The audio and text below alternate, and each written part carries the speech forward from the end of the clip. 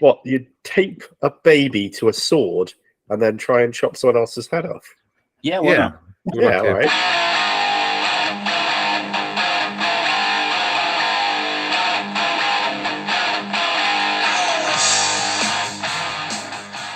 Hello and welcome back to Reels of Steel, the heavy metal movies podcast. A podcast where Tom and I take you through a, let's be honest, burning trash can of heavy metal cinema history. This week, we are joined by our first ever special musical guest. So I would like to welcome to the pod Ollie Isaac, not to be confused with Ex Machina actor Oscar Isaac, of course, from London Street Doom, Rifftastic Stalwarts. Street Doom.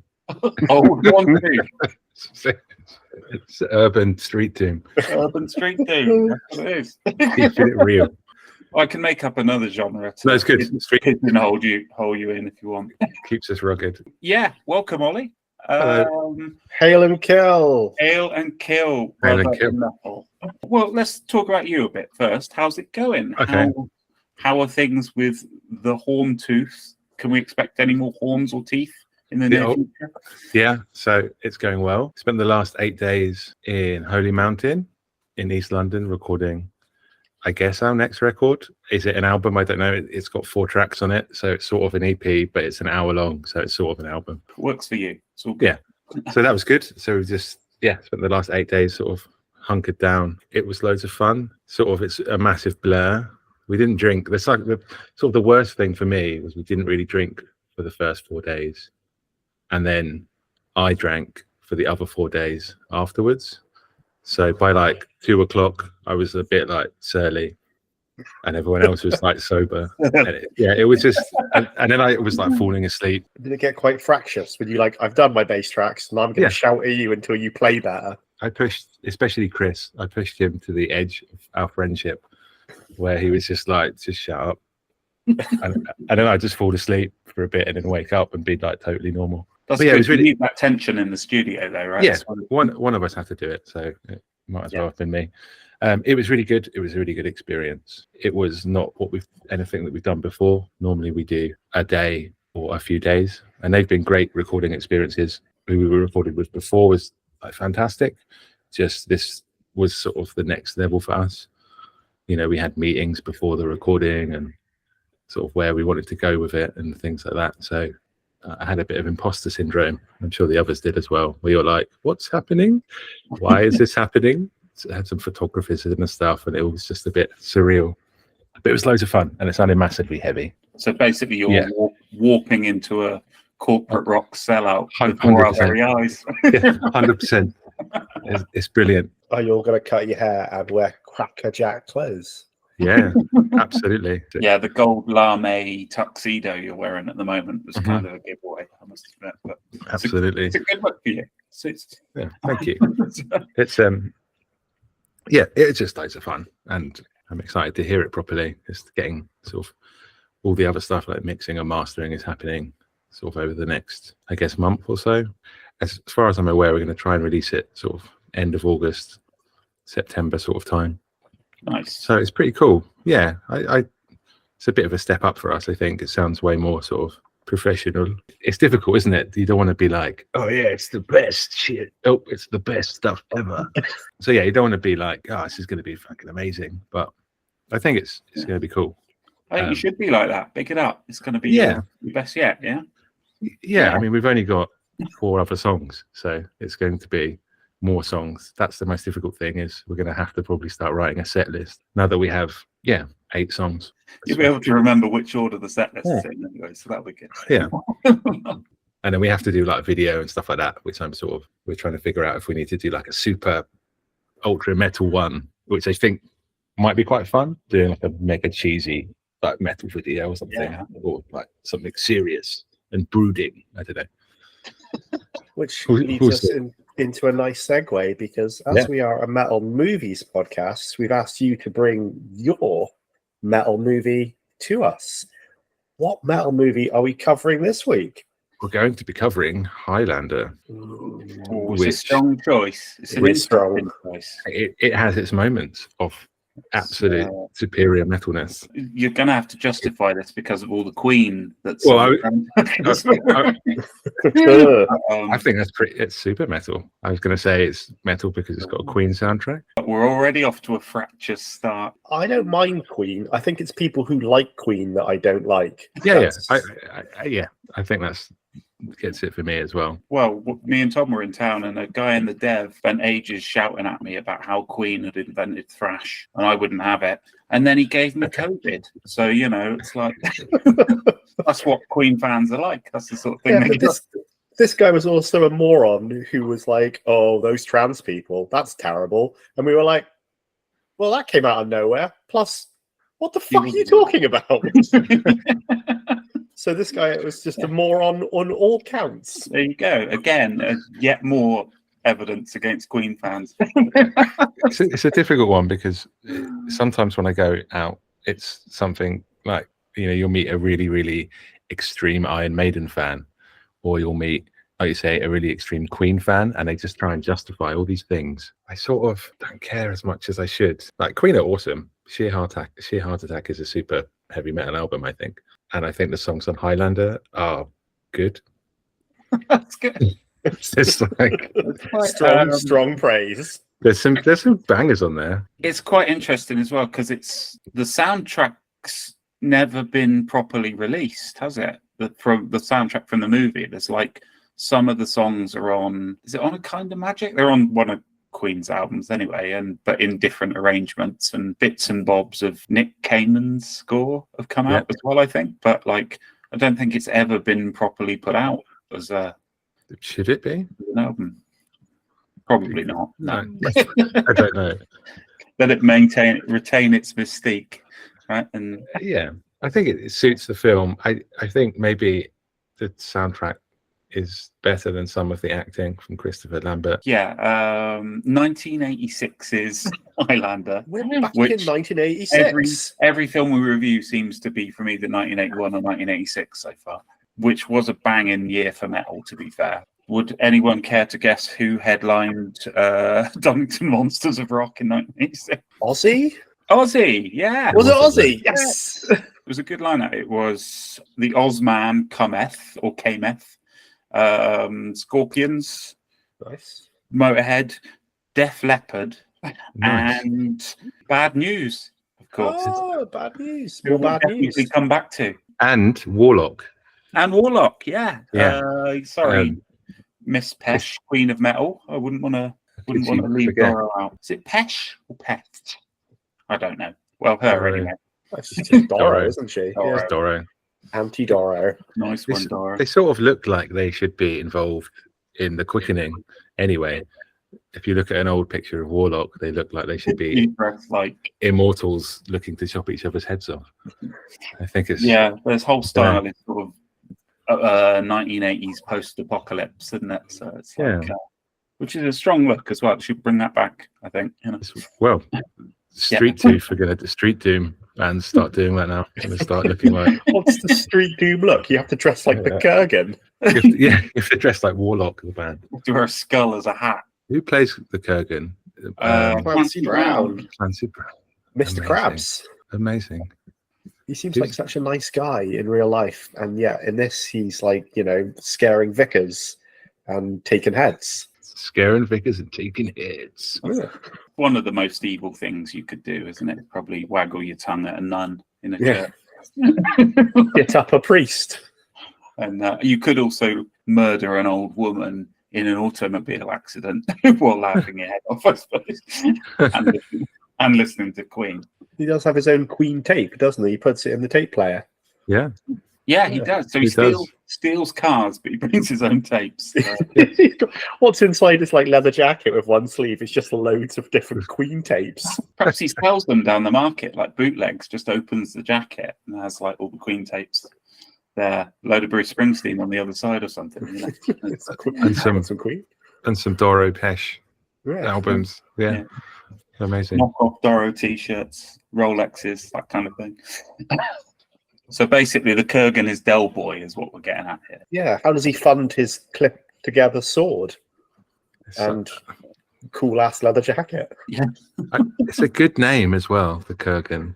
I think that it would be a good name for a metal band, some sort of cross punk band. You could call yourself the Kurgan. It would work quite well because There's you've got got to be a Kurgan out there somewhere. There must be.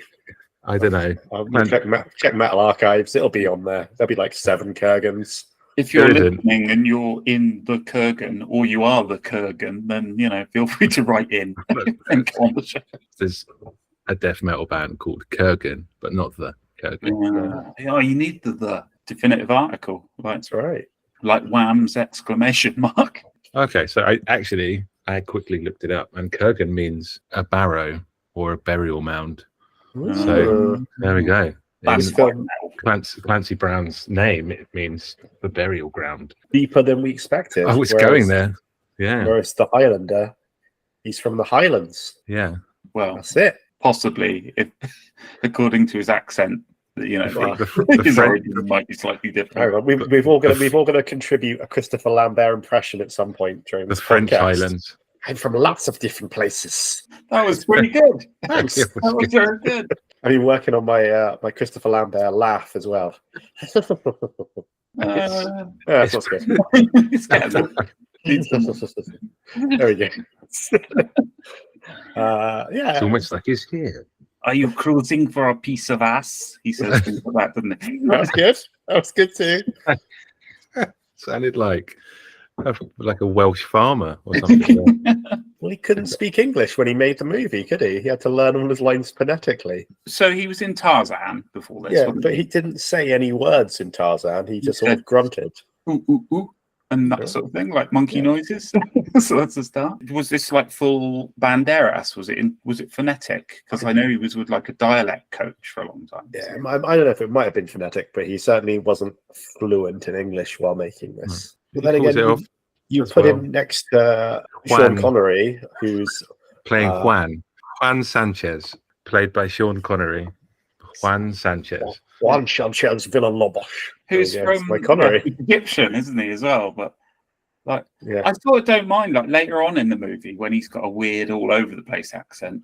That's fine because he's from lots of different places, right? Yeah, exactly. Yeah, but when he's of the Clan MacLeod, it's a bit distracting.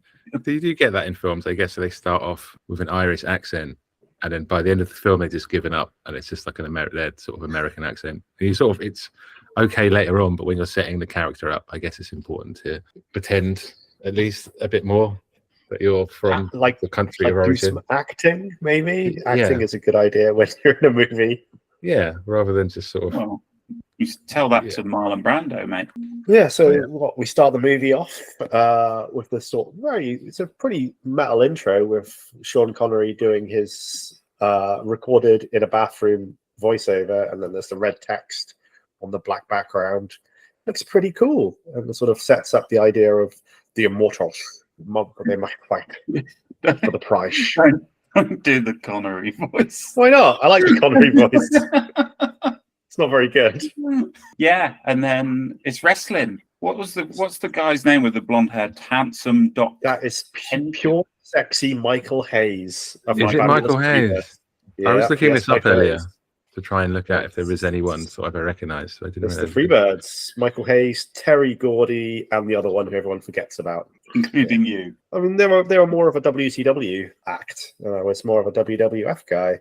Obviously, MacLeod has a sword fight right in the parking lot in a minute. Correct. But has he been called to the arena by like the Quickening?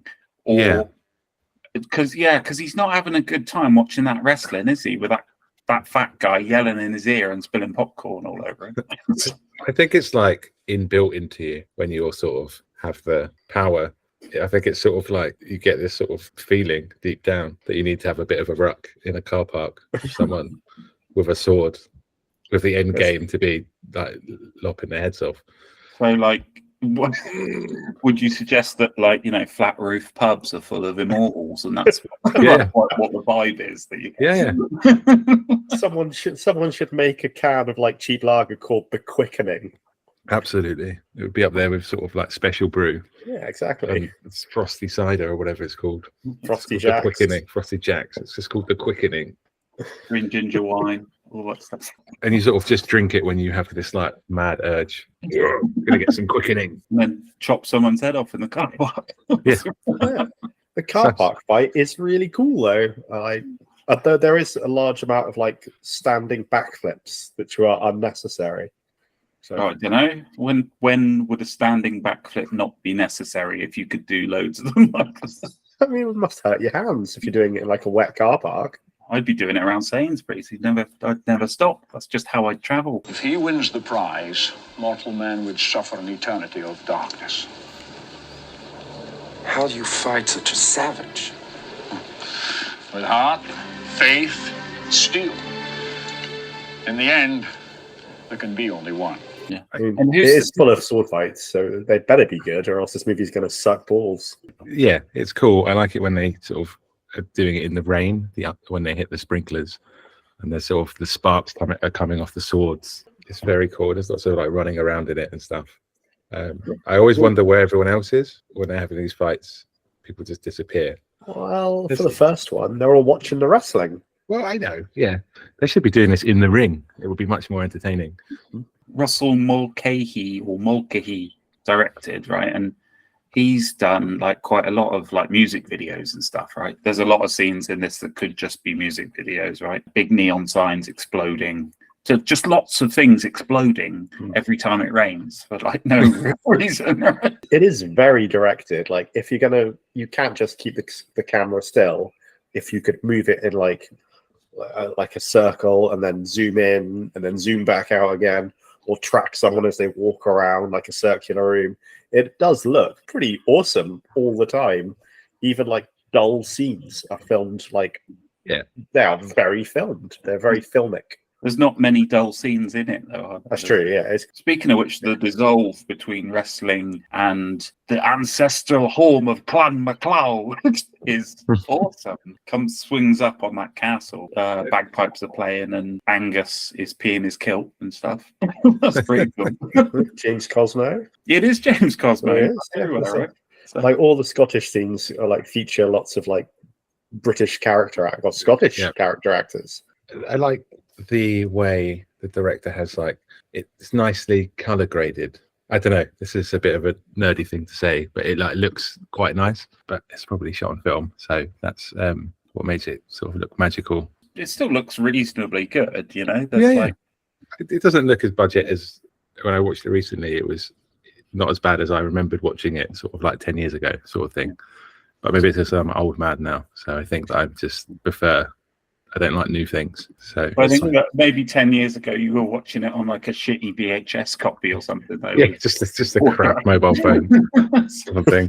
Yeah, it does look great. Everything is well put together. All the scenes, like they're very well shot. They are really well lit, and all the effects are practical and pretty decent. And they don't like overstep. So it's just people swinging swords at each other. And you can't fake that or make it look shit, really. Well, I suppose some people can, but not in this movie. You got a guy who directed like 10 Duran Duran videos behind the camera.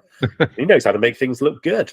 Absolutely. He also directed The Shadow with Alex Baldwin, which I sort of love, even though it's really fucking stupid. So it looks all right. That's good. What's happening? We're in Scotland. We're wrestling. We're sword fighting. There's a lot of jumping about time while the cloud remembers things. It's almost like the Terminator a little bit, but backwards, where people come like back and forward in time, but they're not back in time. Do you know what I mean? It sounds a bit mad.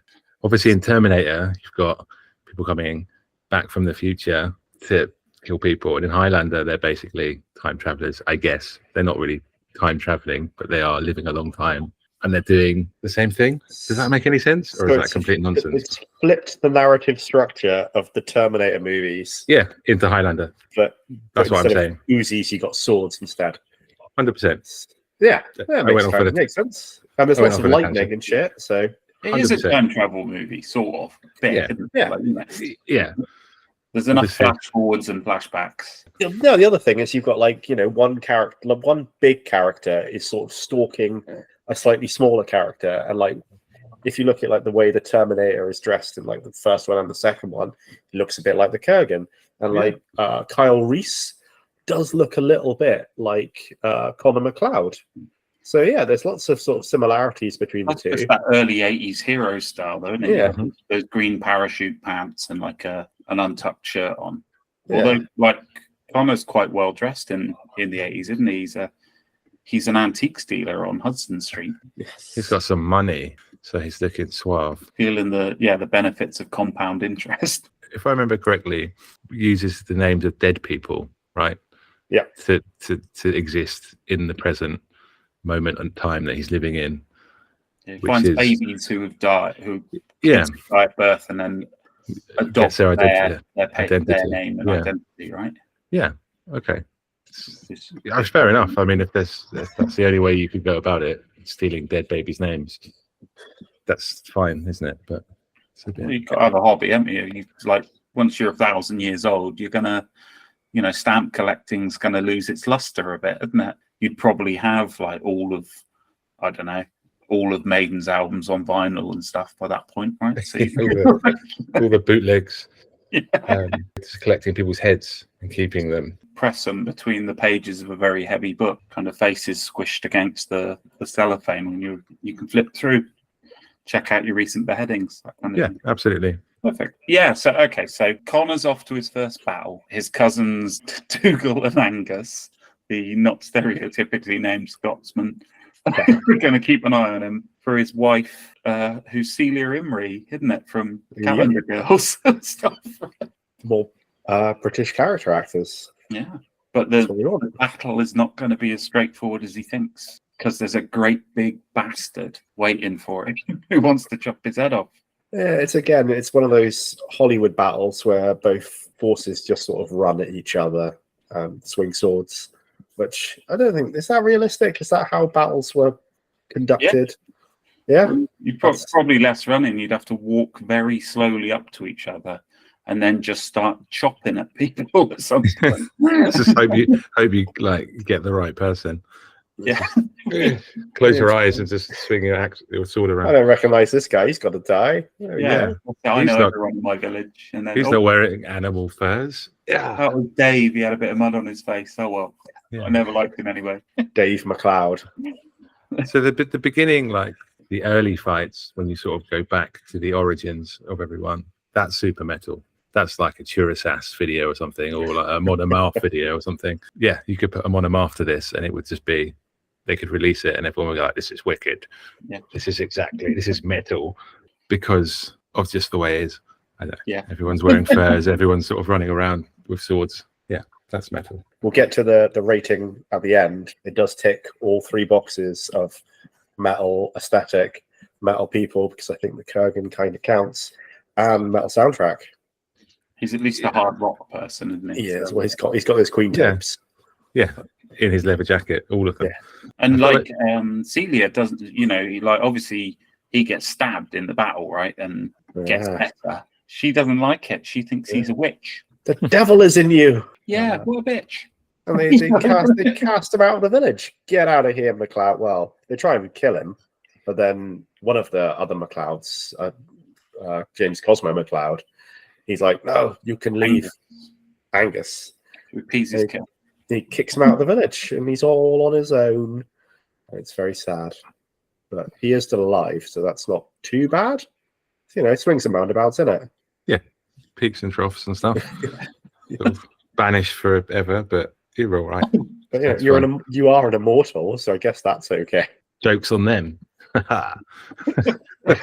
Yeah, he's hanging about with Bonnie Heather in a sheep, like a crofter's cottage, isn't he? And do you think it's like a long time, meant to be a long time after when he's with Heather, or is this like 2 years later or something? 5 years, I think, has passed. And it's not like a crofter's cottage, it's like a crofter's castle. Yeah, it is a castle, isn't it? Yeah, it's a bit bigger. Yeah, the castle gets exploded later, which is probably another metal point in this movie's story. It's like the castle isn't it next to like a lock? Like a massive lake. This is fantasy Scotland where everything is next to a loch. Beautiful. There's a cliff over there, a loch over there.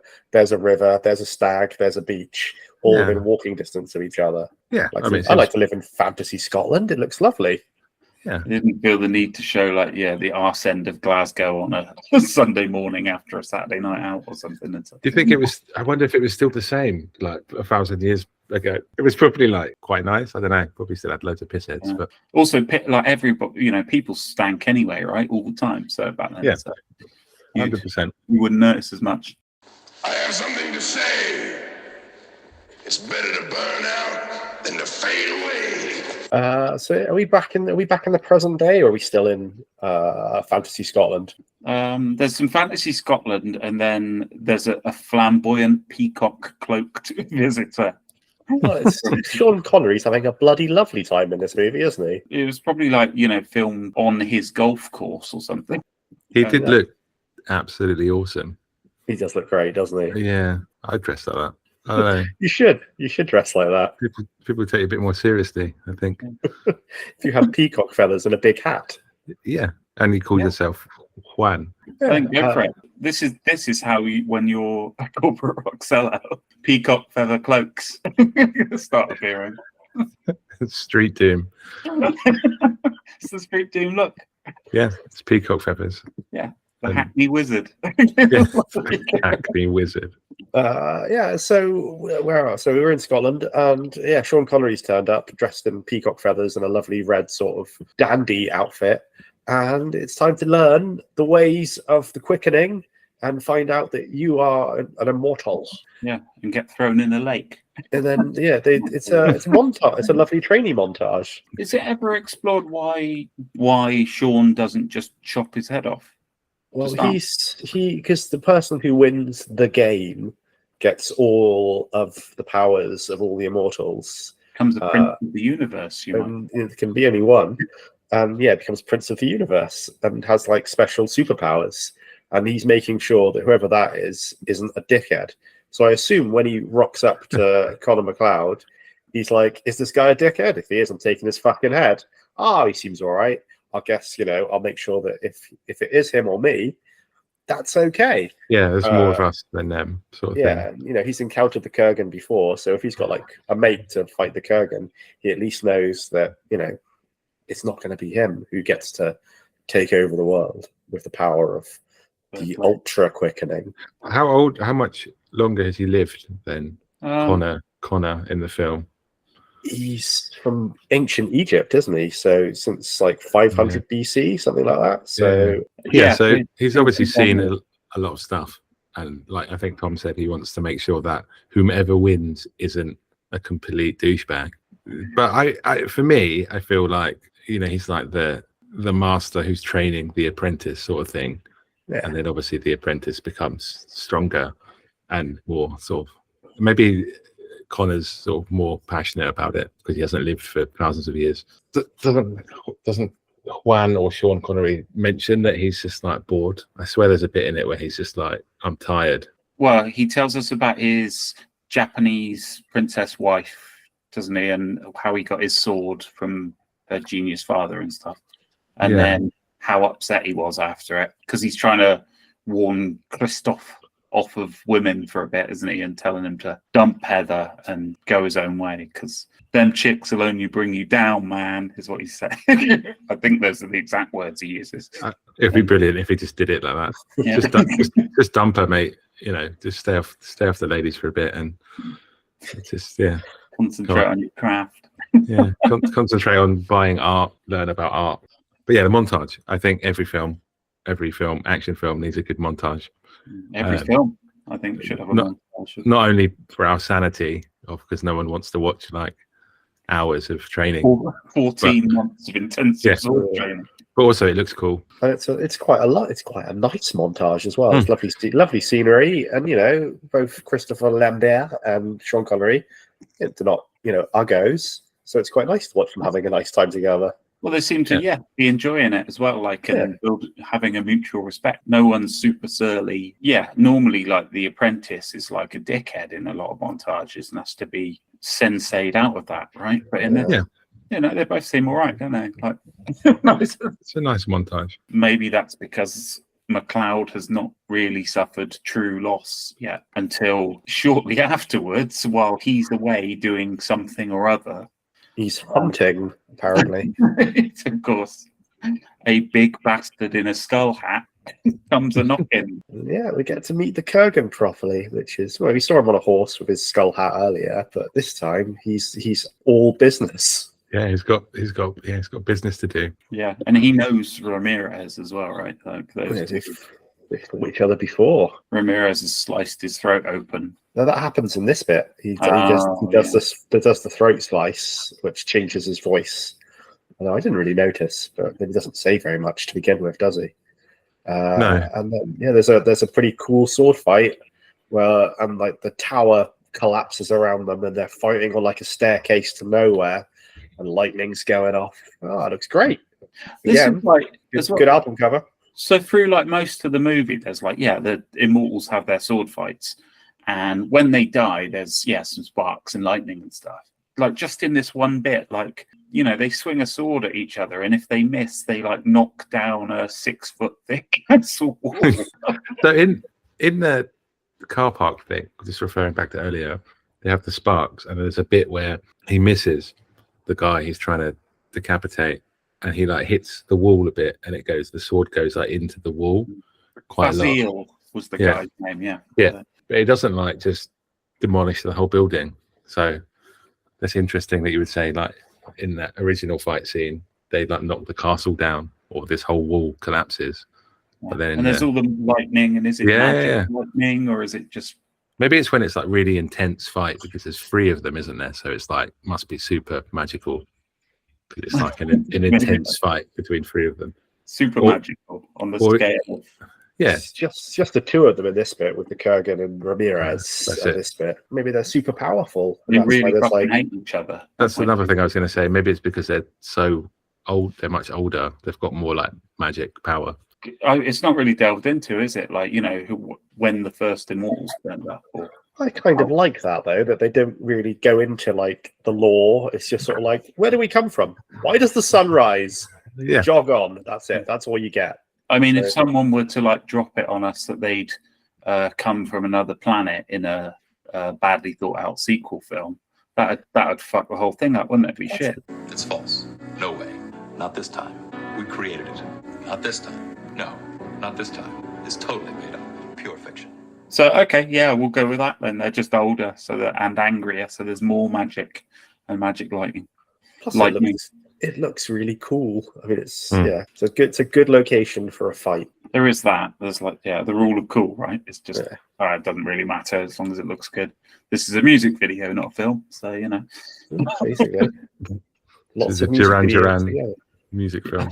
I could see Duran Duran, like, you know, lopping people's heads off in medieval Scotland. I think that the Kurgan has got cool hair, if I remember correctly. He's got like in that fight scene, he's got banging hair. He does look a bit like Peter Steele. Yeah. So maybe that's why it looks so cool. Peter Steele would have been good in this as the Kurgan. Yeah, he's got the same face. Yeah, it's the same. Anyway, and he's also very, very tall. So it's all it'd be very good. But who from Metal would play the Highlander? Graham Bonnet from Rainbow. Okay. Who's got slick back hair, like one of that guy from Rammstein, maybe? Or... he's a bit too big.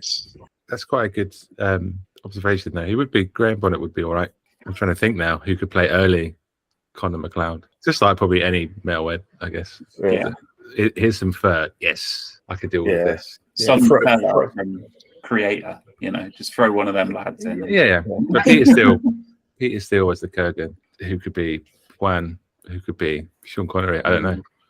What's the best Spanish metal band or Egyptian metal band for that one? Can you name a Spanish metal band? We should know this as all metalheads. It's not known for its scene, really, is it? It could be a South American metal band who speaks Spanish. I don't really know any Spanish metal bands. Is there a Silver Fox of metal? Oh, John Lord from Deep Purple. John Lord's got that big beard, though. So he's got the grey ponytail, or he did have. Yeah, we did, yeah. you could probably transplant a couple of members of Led Zeppelin in this at the Yeah, time. in the Found out. at least we decided. Oh, Biff Byford. There we go. Biff, there we go. Oh yeah. Yeah, he's got the silver hair and the black eyebrows like Sean Connery. Perfect. There you go. But I'm not sure like a Barnsley accent really works Good. in that scenario. The sword called the Barnsley Big Teaser. That'd be amazing. Hey up, lad. Time to learn about quick then. It's my generic northern accent. It's not very good. Not nearly as good as your other regional accent. They're all terrible. At least this is all inside the United Kingdom. If I try and do like a foreign accent, it's going to go very badly wrong. Yeah. Maybe you could have Lemmy as Connor McLeod. That would be quite good. I think a young Connor McLeod, Lemmy would be pretty good. Just in his tight denim shorts, cowboy boots, and his little Daisy Dukes, and his cigarette. He's just like bottle of JD. Absolutely. Just smash people around the face with a bottle of JD. Yeah, and that'd be it. That's it. That's how he gets the prize. Just decapitate people with a Rickenbacker. Anyway, we've gone off on a tangent. We've gone off. We often do. So we're back in the present day. Well, the present day in 1986, and Conor McLeod gets picked up by the police, and one of them is that guy from The Big Lebowski, John Polito, the other private eye, who's looked pretty much exactly the same since about 1973. By the looks. Yeah. He's one of the great that guy from movies. You see him and you're like, hey, it's that guy from stuff, that guy. No one knows his real name, but you know when you see him. Well, like the other cop is Alan North, who made a living out of playing that cop in like 300 movies as well. He's like her boss, the boss cop. Boss cop. I assume that's his name. Like Commissioner Gordon. And yeah, he gets picked up and the police interrogate him. That's where we get the lights of different places line, which is great. He meets a forensic metallurgist, which is an interesting job. Has anyone ever met a real forensic metallurgist? No, that works for the police. Exclusively works for the police. So a metallurgist, I'm guessing, is someone that studies metals, right? Yeah. And understands the history and where metal comes from. Someone who's allergic to metal. Yeah, I've got a metallurgist. But yeah, you're right. It's interesting that they just work for the cops. Yeah, like forensic, like bullet analysis or something, right? But are there lots of bullets that are made out of like exotic weapons, exotic metals in 80s New York? I don't know. But imagine like does that job still exist now? So there's just a person in an office somewhere in the Met police station that's just the forensics metallurgist, and they just don't do anything. If it did exist, there would be a lot less exotic sword-based crime on the streets of London, I imagine. It's rampant at the moment. I feel like their job is probably quite busy. So actually, they're probably more busy now than they were in the 80s. Well, the exotic knife crime. He's been stabbed by a Toledo blade on the streets of Peckham. Yeah, that's true. You get shivved by a Stanley knife that's been folded 3,000 times. I'm going to wet you, blood, with this, 800-year-old seax that I got from an ancient burial site. It's like, I just looked it up, and it's quite like an interesting job. Anyway. Considering a career. It's like quite interesting. Anyway, it seems that they don't need to touch upon it too much in this film. There could be a spin-off where they just sort of go into it. I've been kind of looking at her film career, and there's not a lot else on it. But I mean, she's in a bunch of stuff. Like being in like Chicago Hope is kind of as close to the sun as she flies after Highlander. Yeah, she's like in a lot of semi-prestige American series, but never anything big. Yeah, she's fine. That's a career. Yeah, pays well. Better than what I'm doing. So, good on her. Yeah, pays better than being a metallurgist, I imagine, in the NYPD. Although she's got a very nice apartment, for Well, everyone had a nice apartment in the 80s, didn't they? Yeah, that's true. You just got given one after you finished school. Hi, I'm Candy. Of course you are. Brenda's found Fazil's sword but Connor's obviously hidden his sword, but she's like found a chop, hasn't she, that he's done, and is like freaking out because his sword's quite good. It's worth $1 million. It's a posh sword. Connor gets released after like trying to start several fights with the interrogating officers. Yeah, he's not very pleasant to them, is he? But then they're not very pleasant to him either. No, well, yeah, they're proper New York cops, aren't they? They're, don't even move, asshole, kind of guys, aren't they? So, yeah, they're dicks. All the accents today. So they talk in New York. I'm walking here, they say. They're not even that guy. Yeah. Do you think the whole metallurgist thing was just like, how can we introduce Connor McLeod to a lovely lady in some fashion? I don't know. She's interested in his sword. That's it. That's how we go. It's a very unique sword you have there, and then it's so big and so old. And so old. May I polish your sword? So, yeah. I mean, yeah, of course it's a way to introduce him. But it's... I suppose the movie does need a plot, I suppose. It's not just it's not just music videos in a row, even though it kind of is. It's just filler. It's filler until we get to the next music video. But then there's like a nice little cut, because we go back to Connor's house and he lives with Rachel, his secretary or something. But then it's another chance to visit the most metal period of history, World War II. Yeah, we get to meet how he came to meet her. Anytime a movie guns down Nazis, it's always fun. Yeah, Exactly. I mean, Tanks, that's explosions, what they're there for. Death Also to Nazis. That's what the Exactly. next album's called.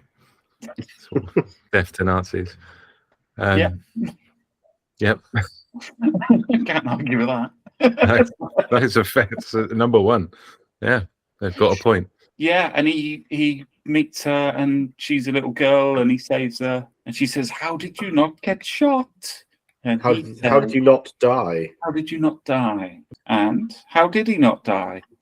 My Christopher Lambert again. You're I can't do it. I can't do this line. You're someone else has to do it. Lambert impersonator. It's a kind of magic. It's pretty bad. That's good. I can't do that one. So, can you do it again one more time? No, Because you only get one. It's an interesting impersonation. It's good though. I can't do that one. What better way to honour the late great Freddie Mercury than with that impression? Yeah. It's a kind of magic. Yeah, there you go. I can do lots of different places. That's the only line I can do. All right, we'll come back. We'll do some overdubs with better impressions. Yeah, I could just pull it out of the movie, put it over the top. You could be all like, "That was a great impression. Well done."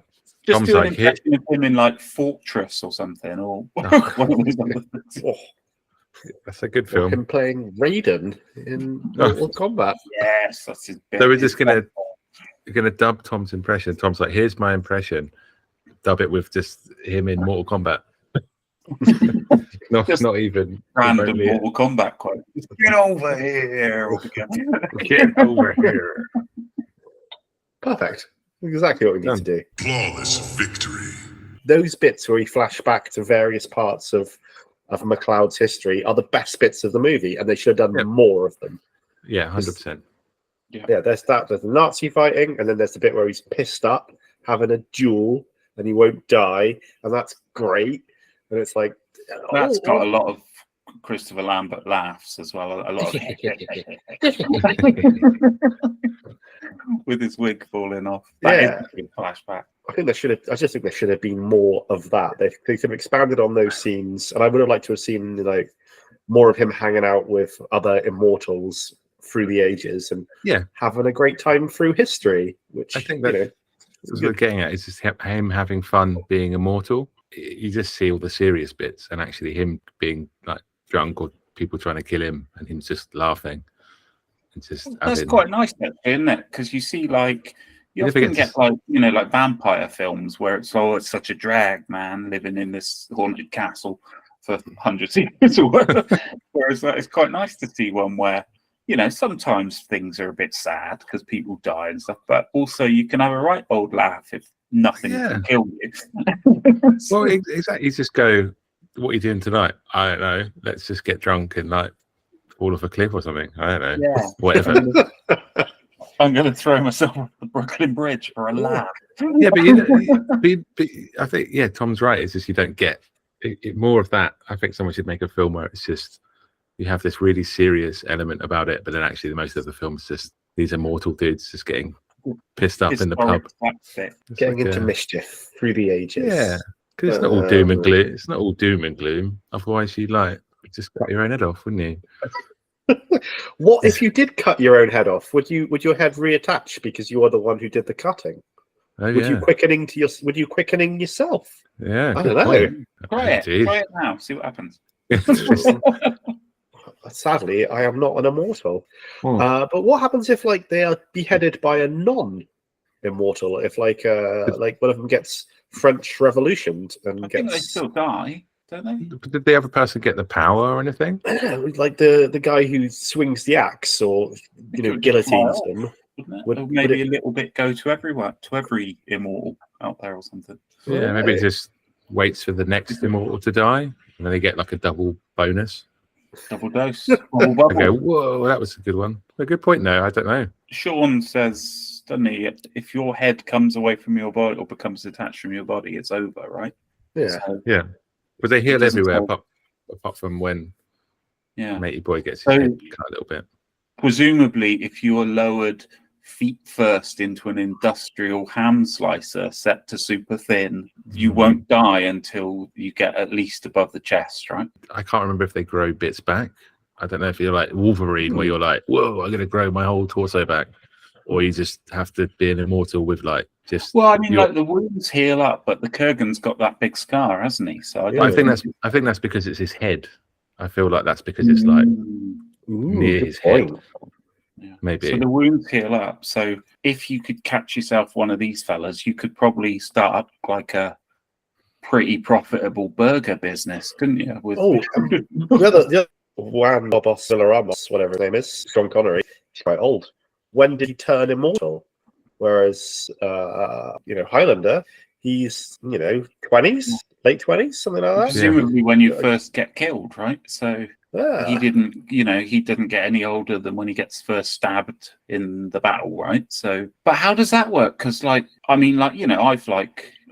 got hit by a car once, and now you're immortal, and I've fallen. I didn't die or anything. So, if I'm immortal, you can't exactly see it working, can you? Until I just I just keep going, and I'll be 500 years old and. Just will not die, covered in liver spots, Crypt Keeper style. Or you go the other way. What if you're like a 4-year-old and you get run over, but then you keep coming back as like a Chucky? That'd be terrible. What if you're a baby immortal in Highlander? Then how do you fight other people and chop their heads off if you're like a baby? You have to get somebody else to throw you. Just throw a baby with a sword. Yeah.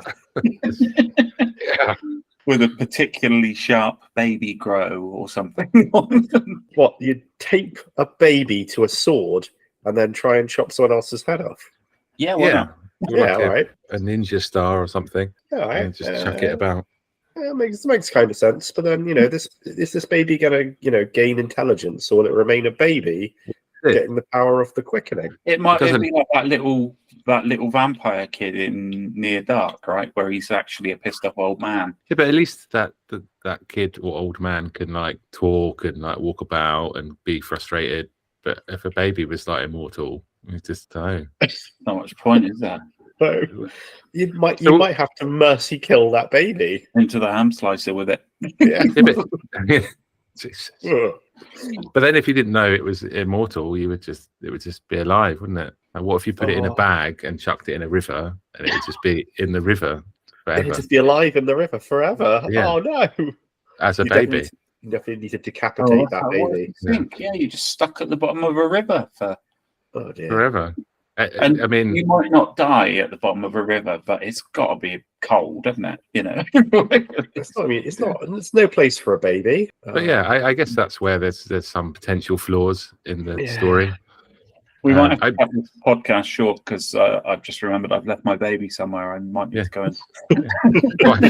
500 years ago, I dropped my baby in the river. I guess the thing is, this is the problem with a lot of films. Where if you really delve into it, I don't know if people in the 80s did this sort of dissecting of the lore of a film. So imagine someone watching it in the cinema for the first time and turn around to their mate and go, "What happens if you're a baby?" I think, well, what does it? What the fuck are you talking about? There's lots to think about. This is like the Gremlins discussion, isn't it? Where those guys are all, oh, but what if it's in a different time zone? And then a gremlin just pops out and eats him over the head for asking these questions about a fucking movie. Yeah, so we'd all be murked if we were asking this in a Highlander world. Yeah, in a movie, the Kurgan would come and take our heads. Yeah, but Connor, what would happen if you were? Shut up. Shut the fuck. Various flashbacks. The Kurgan's in town. He's blasting some Queen from his own private tape collection. Like he's staying in one of those hotels that you just don't get anymore because that hotel would be worth $25 million minimum. Prime real estate. But that hotel, the concierge was good. He could get you girls, get you blow, anything you want. He got you, howdy, I'm Candy. Didn't he? So you know, of course you are. That shot really well with like the Kurgan's face in close up and she's in the door. I was like, oh, that's a lovely composition of that shot. And then I don't want to imagine what happens next. Just takes her out for dinner. Yeah. Treats her well, and then she goes home. She did say he was kind of kinky, didn't she? Yeah, I mean, don't ever speak to me again. But, Kurgan's in town practicing his swordplay. A bit where he spins it around his arms. That looked pretty cool. And yeah, he's all decked out in like a one-sleeved leather jacket with chainmail on it. That's cool. It does look cool. And it sounds like he's lopped a few people's heads off as well, right? Because there's definitely the newspapers are reporting a serial killer decapitator going around, aren't they, at the time? Well, that might be first of all, that's Connor and the guy in the parking lot. Connor's mate he meets on the bridge where he has the chat with. He gets his head taken as well by the Kurgan. He does. Well, the budget Punisher busts in halfway through that fight, doesn't he? With his "Hey Moscow, suck my dick" t-shirt on. So, pretty fashionable ensemble. I mean, that t-shirt probably go for quite a lot of money these days.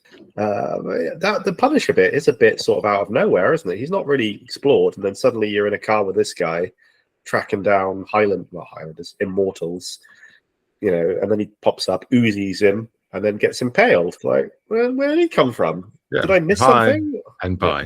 It's just they're always a crazed vet who's terrified of going out of his house. But I mean, like, I guess, because they're all in the same place because they've got the itch, right, to chop people's heads off. Yeah, the gathering. The ear itch. Yeah. Like we were saying earlier, it must be irritating to just be you're out for dinner and then all of a sudden you go, oh, I've got to go. There's a baby in a river. I've got to chop the head off. Yeah. But then surely no one would be able to find that baby. That's this the is baby. Another one. You've got to get down to one person at the end. Yeah. Right? If there is a baby in a river or someone locked in a trunk somewhere or something. Yeah, and also that baby's going to be pissed off because it's obviously feeling the calling to chop people's heads off, but can't, and no one can find it. It's in a lock somewhere in Scotland or something. Maybe we should just treating the baby in the river like it's an actual part of the movie. It should be. Every 10 minutes it cuts back to this baby crying in a river. Angrily crying as well, wants to get out and murder. Yeah, but doesn't know why because no one's explained it, and it's a baby, so it doesn't have any context to what's going on. It just knows it must kill. Yeah, but no one can find it, so it can't. It's going to win, and there's going to be two at the end. It'll be like two babies in two rivers around the world, but just can't do anything. I guess the end of the movie, and McLeod chops off the Kurgan's head, and nothing happens. Yeah. there can be only one. Then it just cuts And to it's- like a scene of this bag moving in the bottom of a river, or like a scuba diver pulls a bag out. You know, like in The Mask when they find the mask. It's Yeah. just this baby comes out, Except the baby pops out of the bag and starts biting the guy's neck. chops his head off. There's a spin-off movie in this, definitely. Highlander 4, River Baby. Yeah, there's a lot of spin-offs of this, and the TV show and everything, right? An animated series. That Oh, ignores yeah. a lot of this, doesn't it? The fact that there was only one, and now there's more. A bunch. Yeah, there's like alternate realities. There's a second movie that doesn't exist, a third movie that retcons the second movie, multiple TV shows that went on for like 7 seasons. Wow. Highlander the Raven. There's Highlander's Endgame. There's another movie, What was and it? then there's a fucking animated TV show for kids. You know? Duncan Highlander. MacLeod in the TV show, right? So Yeah, Duncan MacLeod. Yeah, But he's in the TV show, isn't he? Connor MacLeod appears for like 1 episode of the TV show as sort of like a passing the torch. Yeah, So surely passing the torch would be chopping his head off. yeah, chopping Connor's head off. Yeah. Oh, is that a spoiler? I don't know. I don't know, but like how do you make an animated TV show for kids where the main point of the movie is decapitation? It's pretty standard, isn't it? I mean, there was a Freddy Krueger cartoon for kids in the 80s. And not to mention a branded breakfast cereal. So, I mean, you could do what you wanted at this point. Yeah, no one cared. There was no one was going to get cancelled at that point. Yeah. That's Fuck them fine. kids. As long as we're making money, that's what they were saying. We can. What kids things can we make out of Highlander? Some swords, some plastic swords, so they can chop each other's head. Yeah, 12-inch articulated Candy the prostitute, probably. Yeah. She can dress as the Kurgan, Mad Max style outfit that he had on. He looked cool in the future. He definitely looked cool. He looked way more metal. Less Peter Steele, more like Hills of Ice. Yeah. He shaved his head off because he's in disguise. He's not really doing a good job there. I mean, So he is quite a distinctive looking guy. So he sort of had his short hair, didn't he? So he looked like he was, I don't know, sad goth band or something for a while, and then just shaved it off and went like batshit punk. Yeah, got into the hardcore scene. Yeah. Well, he was in New York, so he could have started That's it. true. 80s New York. He was hanging out with who's in the New York hardcore scene? Cro-Mags. Agnostic Front. Started hanging out with Cro-Mag. Doing East Coast tours, round and round the DC Beltway. You know, if we were all in the same universe, he started a hardcore band called the Kurgan. He started New York hardcore as the Kurgan. And they're probably still. This might explain like how some of the guys in the Misfits are still going. Perhaps they're Highlander types. You know. Yeah. Are you saying Danzig is an immortal or Jerry only is an immortal? Well, like Doyle's got to be about 90 years old at this point, right? Yeah. Still looking pretty good. He's in amazing shape. Yes. He looks the same. He's definitely. There you go. He could be in the spin-off. There can be Jerry only one. Oh. Hey, sorry, I had to get that one in. If you're going to see the Misfits this summer on tour, then don't forget to try your best to decapitate Doyle. The Doyle. If you're out there. And then just wait for the lightning. Yeah. He'll be fine. Yeah. But yeah, I think that the Kurgan looks like he's in Cro-Mags when he shaves his head. He definitely him versus Harley Flanagan in a fight. I'd pay to see that. I think Harley Flanagan would probably win. He does look hard. Yeah, Harley Flanagan does look hard. He looks just like a nutter. I'm sure I think he's probably a really nice guy. Well versed and stuff. I don't know. But also you had to live through like the 80s hardcore scene in New York. You had to live through the quickening. Yeah. I wouldn't want that. I'm too I like my creature comforts too much. I think that's the thing with that's probably why we just none of us sort of really delved into the hardcore scene as much. Because it's just like being at home. I don't like the stress that comes with it. Yeah, I don't want to sleep on somebody's floor half the year and drink really awful beer or no beer at all. Yeah, or drink out of beer and then find out someone's put some fags out in it. That's the worst one, isn't it? You know, like the morning after when you wake up at the party, and you're like, yeah. Oh, I feel like the London Doom, like stoner rock scene, is quite pleasant. Everyone's like really nice to each other. Then you go to a gig and everyone's like, "Hello," and you're like, well, it's all peacock feather cloaks and flamboyant hats, isn't there?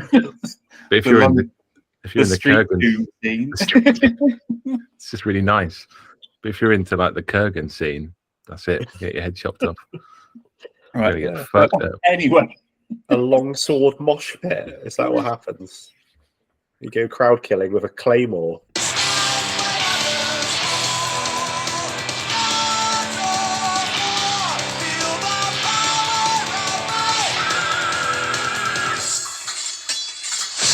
trying to keep this on track because we've nearly got to the end of the movie this morning. I don't think we're gonna. We're not staying on track. This is fine. Then, River babies and trying to kill Doyle. This is all fine. yeah, and then wait. So the Kurgan kidnaps Connor's missus, who's now his missus, and ties her up to a big, like Alka-Seltzer sign or something, right? And then they have a fight, and that's it. He takes her to a date to the zoo, which is quite Alan Partridge. Yeah, I thought it was quite funny. And you can see the Kurgan looming in the background. Do you think? Sorry, I'm going to go off on a tangent again. Do you think that like animals can become immortals, or is it just humans?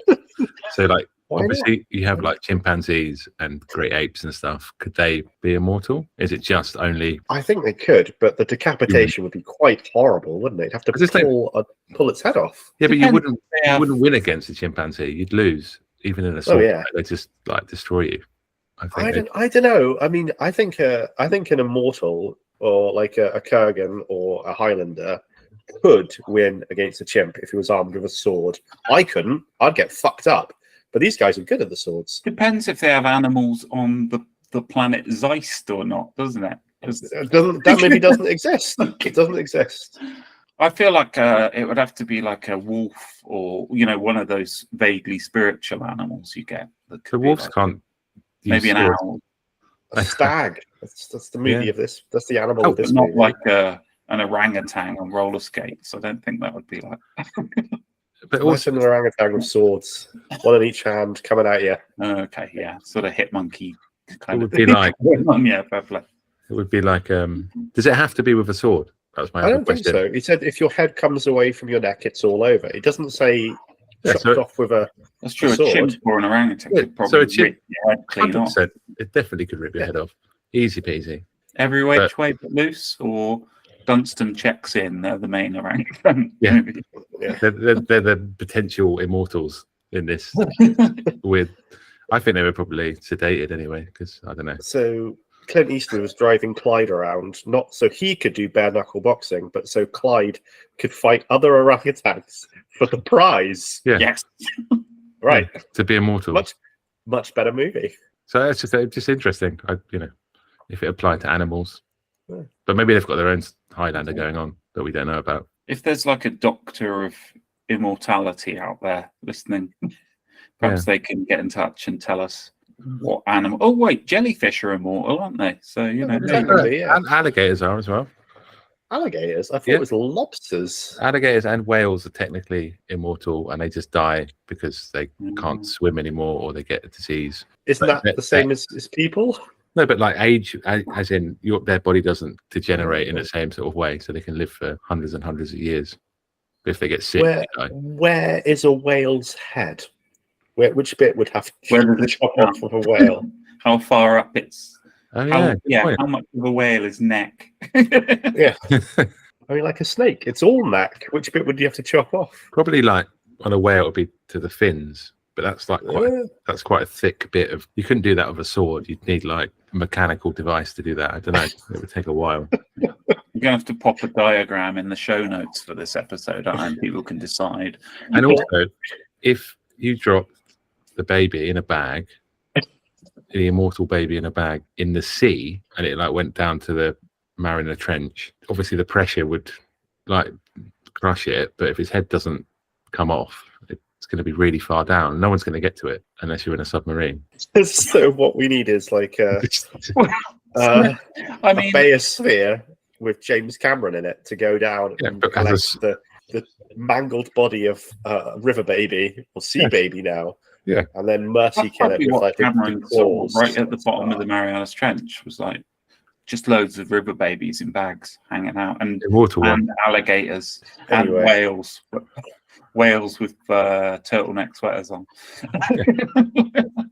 So the Kurgan kills McLeod's mate, and then he kidnaps his missus. He does, and then he ties her to a sign. Then it's time for a proper 80s music video fight, isn't it? Like, It is good. The Silver Cup Studios sign, first of all. there's a lot of sparks, flooding, collapsing water towers, screaming women kind of hanging off scaffolding, damsels in distress, essentially, which, big sword fight in a big room. That's definitely a music video. I could see, I don't know, Robert Palmer coming in at any point during that and doing his thing. I thought it was a little bit Meatloaf at certain points. It could have been a Meatloaf video. Yeah. Needed some loaf in the background. Additional loaf. Meaty loaf, Yeah, he made some good videos back in the day. which all could have been in Highlander. Yeah, basically. Yeah, well, even Dead Ringer for Love. Do you think the film would have been different if Meatloaf had written the soundtrack? Hang on a minute. So is this the third 1986 movie we've covered which has a soundtrack all by one band? Yes. Jesus Christ.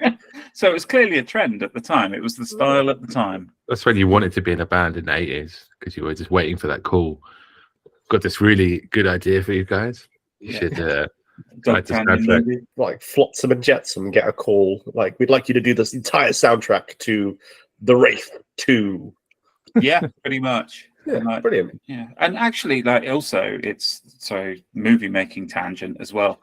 This is one of those movies, like, it's an original concept from, like, some guy just came up with a Greg Wyden, and he only wrote like 3 or 4 things. And this was like his high school, not high school, but like UCLA screenwriting project that he handed in, and his professor's like, "This is pretty good. You should send it in." Send it directly to Hollywood. And send it in.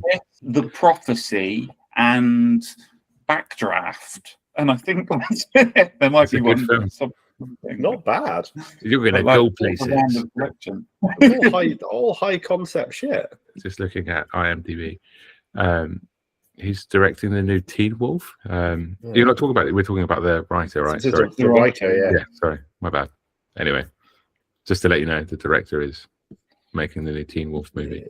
He seems to have gone. He did like all the music videos in the world, then Highlander, then a load of shit action movies and like erotic thrillers, and then all the TV shows in the world. So this guy's, he works his ass off.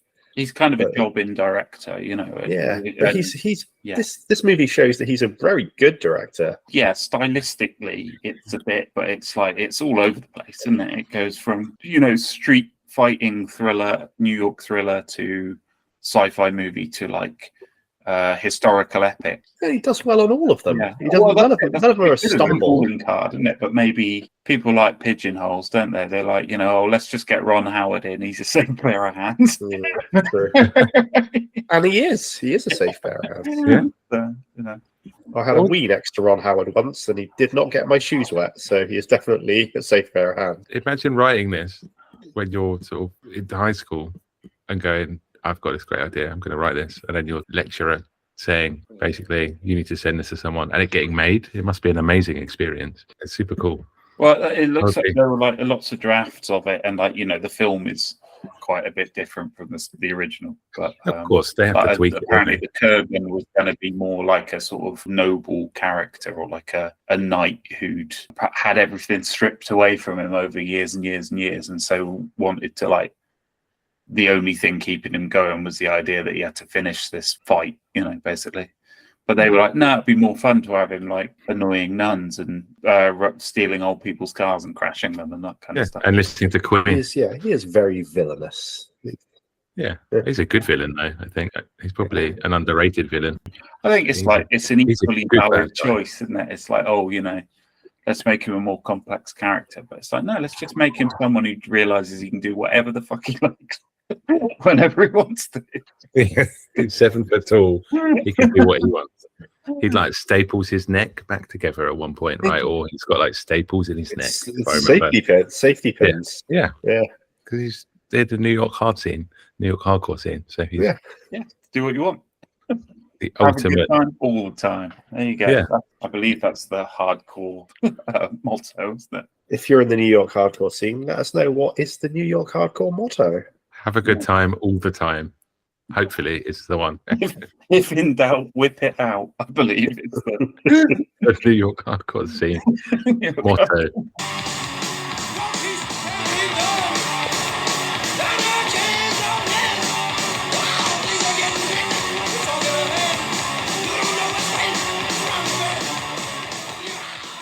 So we get to the end, and there's a fight on a rooftop, and then in like a room with like big windows with the light flooding in, and it's all blue and looks very Michael Mann. But then there's a big sword fight, and it's really good. The Kurgan nearly gets the better of the Highlander, but then his missus pops in and like saves him at the last moment. And he goes, "What took you so long?" or something like that. And it's Japanese. pretty bad. I don't know why you're doing like your sort of Asian voice. I don't know. His accent is from nowhere. It's from lots of different places, and it's sort of whispery, but he's sort of French, and I can't do them both at the same time. Yeah. Well, That fight scene reminds me of like a video game. You should be playing like Mortal Kombat or something.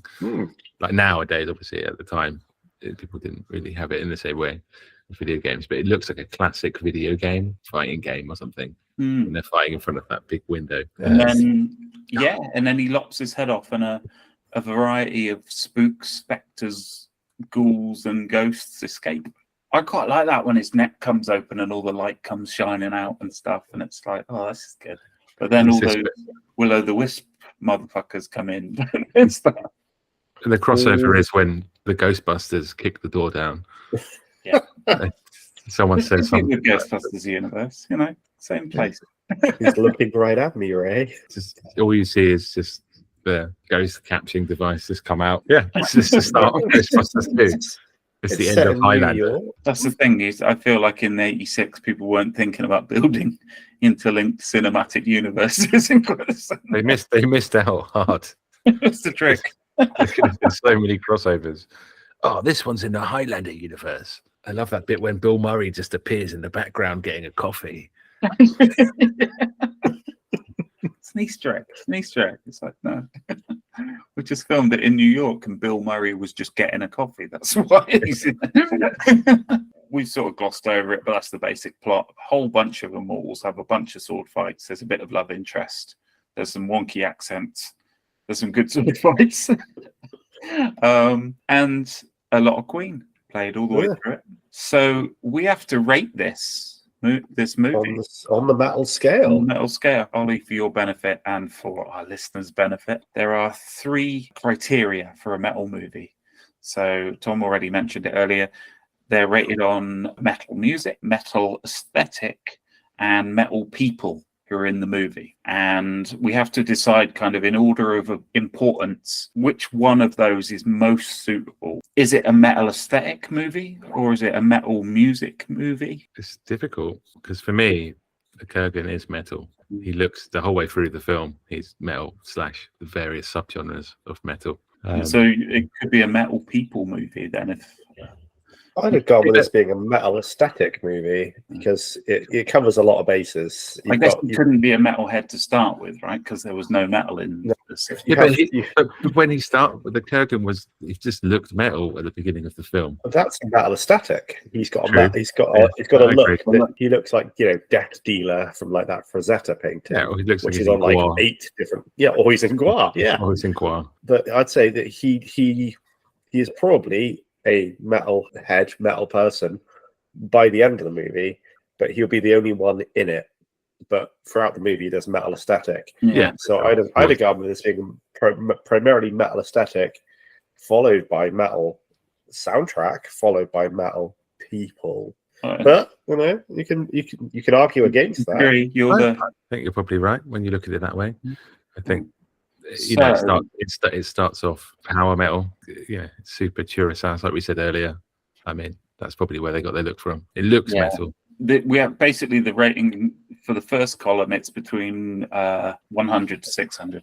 Apart from the occasional interior apartment shot, there's a lot of this movie that you could just take a screenshot from and whack a logo on, and that would do as an album cover, right? Yeah, I'd say about 40 to 60% of the movie is album coverable. So... even the interiors, if you're in a post metal band, they've got it's quite arty. So that's true. Even his antique shop's got it. So 100% design, isn't it? So it's only her apartment that lets the side down. Really. Yeah. So my rating for metal aesthetic could be about a 450. That's what I'd go for on the scale. Yeah, it's pretty high. It's not all the way there. We don't go to hell at any point during this movie. No. That's what we need. Yeah. So I was going to say 460, 450 to 460. So I think you're the guest, so we'll go for. Oh, well, let's do 455. 455. Oh God, going to make Matt do maths now. Right. He's got to do the calculation. So second one, I'd have gone with soundtrack. But again, up for debate. It's the right soundtrack for the film, but it's not. But Queen is Queen, inspirational band that they sort of helped forge elements of heavy metal for sure. 86, you could have probably had Metallica as the soundtrack, and then it would have been metal. But it's definitely very high. I think you're talking about like not having a problem with Queen, but occasionally having a problem with their fans is probably, and also like the co-opting of Queen by having like Queen night on sort of Simon Cowell run talent shows and things doesn't help. Yeah, but they do that with a lot of bands as well. So maybe we should also. You made a point earlier where we could sort of maybe knock a few points off because they haven't released it as an individual soundtrack. Yeah, that's true. That's true. So that Queen would knock some points off. Yeah, Queen are definitely not metal, but they are metal adjacent, as a lot of soundtrack bands and things are. That's true. Well, actually, right. And we mentioned like Led Zeppelin earlier, right? They're not a metal band either, but they are, a metal adjacent band, who've influenced a lot of people. I guess it's just hard rock, very hard rock. Queen have got a lot of hard rock. Almost, I don't know. It's difficult. I don't want to. I don't want everyone to hate us. That's the problem. It's too late for that. Just go to the River Baby stuff. Yeah, I mean, I don't think I care about that. That's the front cover of Kerrang next week. Old Horntooth advocates for drowning babies. Next album is called River Babies. But I think Queen are hard rock and heavy metal. Whether this is their heavy metal film that they've done the soundtrack, probably not. Yeah, it's quite theatrical, the soundtrack, and it fits. But then the again, film. what would be sorry to interrupt? What would their heavy metal movie be? I mean, that Flash Gordon's not a metal soundtrack either, but that's certainly got an entirely different type of metal vibe going on. That's all power metal. Yeah. All right. Well, so this one's out of 60, by the way. So rating out of 60 for how metal is the soundtrack to the movie. I'd have gone. It's not none. It's not 60. I'd have gone with maybe a 20. Because I really like the album Sheer Heart Attack by Queen, and I think that's a heavy metal album. So base it on that, I'm probably going to say like 35. Because I think it is heavy metal, but obviously you're going to get governed with a film, aren't you? Queen are a band that have operated in multiple genres, shall we say? Yeah, that's right. Yeah. All right. 35 is a perfectly respectable score. I think. Actually, in theory, in that era, you could have Napalm Death as a soundtrack because they were knocking around, and that would be good. That would be very metal. It would be a much shorter film if Napalm Death. Yeah, it would be the point, isn't it? The last scene would just be that. Exactly. Yeah, head covers off. That would have been a live forever soaring ballad as he loses his life. A great tagline for the film. You suffer, but why?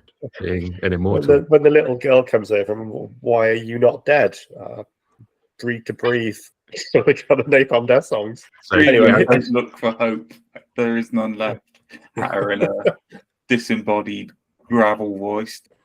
35 is fine, but 35 is fine. If you want to push it a bit higher, happy to. No, I think because Tom went in with 20. So I go low on this one, but I'm probably just I think I'm looking at the rest of Queen, as in what they've done for music and stuff. So yeah, and but I shouldn't take that. Maybe I should just look at it as you got to kind of look at just what's in the movie. Yeah, 100%. I don't know. To be fair, some of the tracks in this movie are some of Queen's heaviest tracks, right? True. You know, in terms of like the riffology on display, I suppose. You know. Yeah. So I don't know, 30 then.